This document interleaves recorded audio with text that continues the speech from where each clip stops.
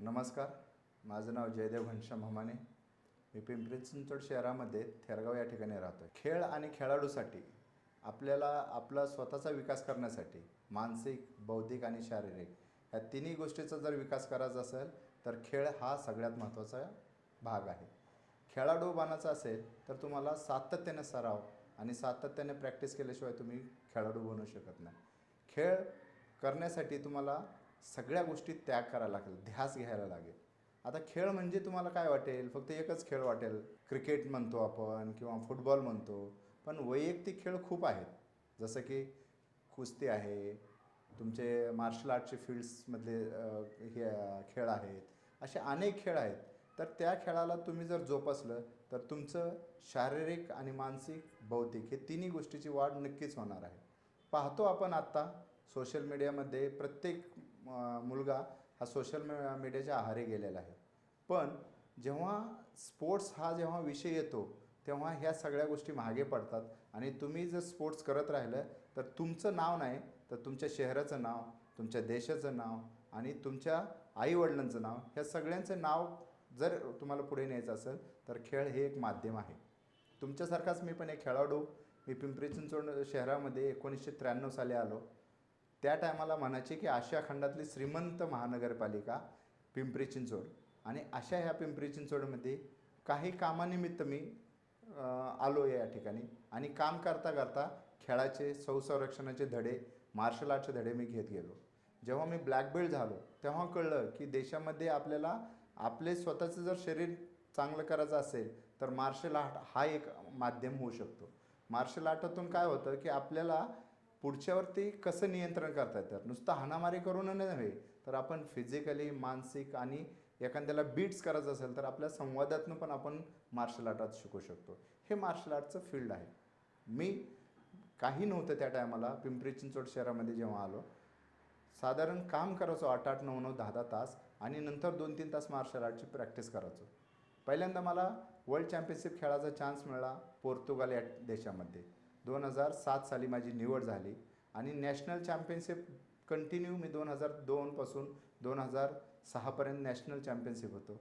त्यावेळेस पाश्चिमात्य देशातली म्हणजे जसं की अमेरिका, युरोप ह्या देशातली किक बॉक्सिंग हा खेळ तेव्हा नवीनच आला होता आणि त्या खेळाचा एवढा प्रसार बाहेरच्या देशात होता, भारतात नव्हता. आणि मला संधी मिळाली, जेव्हा मला जायचं वेळ आली तेव्हा मी तिथे गेलो. पण एका क्षणामध्ये आपली वातावरण आणि तिथल्या वातावरणाशी जुळून न घेता आल्यामुळं एका क्षणामध्ये मी नॉकआउट झालो. पण हार न मानता Thailand, south Africa, Kyrgyzstan, Russia अशा अनेक देशामध्ये जाऊन आपण प्रॅक्टिस केली आणि आज देशासाठी सांगावंसं वाटेल की 11 मेडल माझ्याकडे जागतिक लेवलचे आहेत. त्याच्यामध्ये मग कराटे असो, जुडो असो, तायक्वॉन्डो असो, रेसलिंग्स असो, काही काही नवीन खेळ आले आहेत, बेल्ट रेसलिंग, मास रेसलिंग. 100-100 वर्षाचे हे स्पोर्ट्स आहेत आणि ऑलिम्पिकमध्ये पण हे खेळ पुढे जातात. या ठिकाणी मला आपल्याला सांगावंसं वाटेल की 2017 साली एशियन इंडोर मार्शल आर्ट्स गेममध्ये भारताचं प्रतिनिधित्व करण्याचं मला संधी मिळाली. त्या टायमाला टोटल आम्ही 17 लोकांची टीम होती आणि त्या 17 लोकांमध्ये 6 लोक मी माझे खेळाडू बनवले आणि मी प्लस असे 7 लोक भारतीय संघामध्ये आमचं हे होतं. आय टीमध्ये इन्फोसिस, टेक महिंद्रा, TCS ह्याच्यामध्ये मुलांना काय झालं की फक्त काम आणि काम काम ह्याच्यावरती शरीरावर विचार करत नव्हते. तर मी 2010 साली त्या ठिकाणी जाऊन त्यांच्या प्रेमायसेसमध्ये जाऊन मुलाला ट्रेनिंग दिली आणि आज जवळजवळ 5,000 लोकांना मी तिथे ट्रेनिंग दिली आणि मुलं ती खेळाडू म्हणून पण घडले. पुढे जाऊन देशासाठी त्यांनी काही मेडल्स पण आणले. अजूनही मी करतो आहे. मी आत्ता एक स्वतःची अकॅडमी बनवतो आहे, जे कासारसा या गावा ठिकाणी आहे. तिथं 3000 स्क्वेअर फूटमध्ये ही अकॅडमी, रेसिडेन्सी अकॅडमी बनवतो आहे. माझं एम एकच आहे की आत्ता जी 12-14 वर्षाची मुलं आहेत 2036च्या ऑलिम्पिकपर्यंत त्यांनी ह्या देशाचं नेतृत्व करून भारतासाठी पदकं आणावी, हाच माझा आत्ता ध्येय आहे आणि मी त्याच्यानुसार वाटचाल करतो आहे. त्या ध्येयाच्या जवळ मी पोचण्याचा प्रयत्न करतो आहे. जेवढं आपल्याला प्रॅक्टिस करता येईल तेवढं आपण त्या प्रॅक्टिसमधून मुलं कशी घडतील, ग्रामीण भागातली मुलं कशी घडतील, स्लम एरियातली मुलं कशी घडतील ह्याच्यावरती आपल्याला आता फोकस करायला लागेल. पैसा तर कुणीही कमवेल, पण शरीर कमवण्यासाठी तुम्हाला घाम गाळावा लागेल आणि घाम गाळण्यासाठी तुम्हाला सकाळी 4ला उठायला लागेल आणि प्रॅक्टिस करायला लागेल. हा माझा त्यातला पहिला एम आहे. दुसरी गोष्ट सांगायचं म्हटलं तर जगामध्ये आशिया खंडाचं नेतृत्व करणारा, ज्याला म्हणतात वर्ल्ड कंबॅट गेम. कंबॅट गेम म्हणजे प्रत्येक खेळाचं मिक्स असलेला गेम्स असतात, त्याला कंबॅट गेम म्हणतात. आणि त्या कंबॅट गेमाला आशिया खंडाचं नेतृत्व करायला 2003 साली खंडातून एकमेव खेळाडू म्हणून मी गेलो. मला सांगावंसं आनंद वाटतं की लोक म्हणायचे की आशिया खंडातलं श्रीमंत महानगरपालिकेतलं पिंपरी चिंचवडचं नाव लागायचं. याच पिंपरी चिंचवड नाव आपण खेळाच्या माध्यमातून आशिया खंडामध्ये एकमेव नाव केलं त्या पिंपरी चिंचवड शहराचं. अनेक खेळलो मी. आता मी पंच म्हणून काम करतोय. अशा जगामध्ये वर्ल्ड कंबॅट गेममध्ये पंच आणि खेळाडू म्हणून मिळवणारा जगातला एकमेव खेळाडू बनण्याचा बहुमान आपल्याला मिळाला आहे. याचा मला फार अभिमान आहे, सार्थ अभिमान आहे. सध्या कोणती मेडल्स तुमच्याकडे? आता गोल्ड मेडल, सिल्वर मेडल आणि ब्रॉन्झ मेडल हे तिन्ही मेडल्स माझ्याकडे आहेत. जागतिक लेवलचे 11 मेडल्स आहेत, ज्याच्यामध्ये मी जाऊन देशाचं प्रतिनिधित्व करून आलो.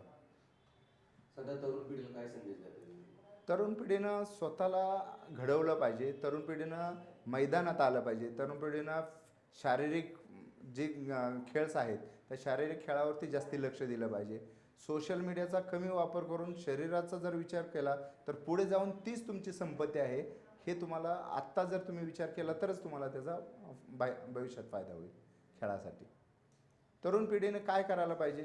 काही न करता सकाळी 2 तास स्वतःसाठी व्यायामाला दिले पाहिजे. आज मी बरेच IT मधले स्टुडंट आहेत. मी त्यांना सांगतो की तुम्ही सकाळी लवकर उठा. आजही मी 4 वाजता उठतोय सकाळी. मी स्वतः प्रॅक्टिस करतोय आणि मग मुलांची प्रॅक्टिस करतोय. आज नॅशनलला आपल्याजवळ 11 मुलं आहेत, ज्याच्यामध्ये खूप गरिबी मुलं आहेत, पण आपण त्यांना बनवतो, घडवतो आणि पुढे घेऊन जातो.